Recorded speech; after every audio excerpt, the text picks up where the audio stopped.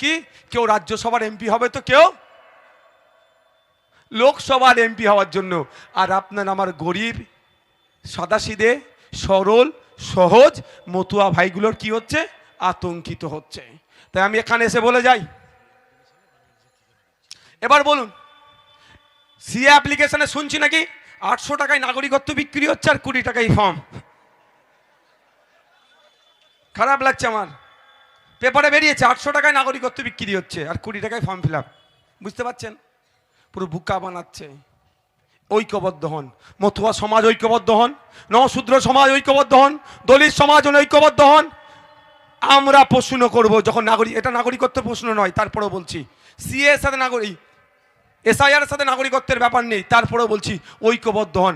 যারা কাগজ চাইতে আসবে তাদের বলবো আগে তুমি কাগজ দাও। এই এসআইআর এর গল্প শোনাচ্ছে না এখানে, আওয়াজ আসছে? মমতা বালা ঠাকুর সিএ এর গল্প শোনাচ্ছে।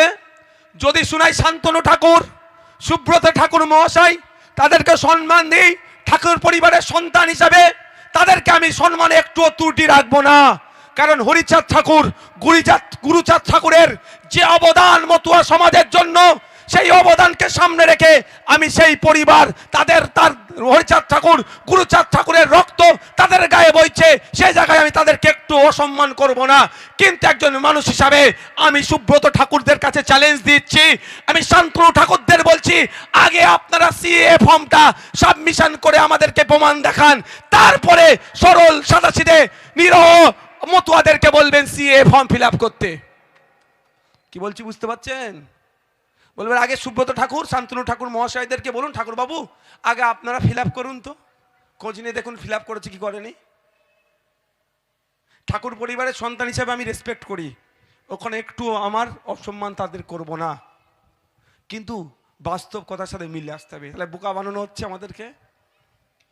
ঠিক একইভাবে মমতা ব্যানার্জি প্রায় 90,000 অফিসার দিল, বুথে বুথে পৌঁছে যাচ্ছে, বুথ লেভেল অফিসার, সুপারভাইজার, আরো দিয়ে তাড়াতাড়ি দ্রুততার সাথে যাতে এসআইআর হয় তার ব্যবস্থা করছে। আবার কলকাতায় নেবে কি বলছে এসআইআর এর বিরুদ্ধে।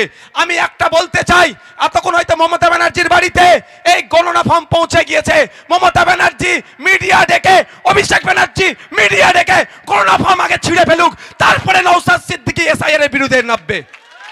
পারবে? বার খাওয়াচ্ছে কাকে? মানে লাপিয়ে লাপিয়ে তোলার ব্যবস্থা কাকে করছে? আপনার মতো সাধারণ মানুষকে।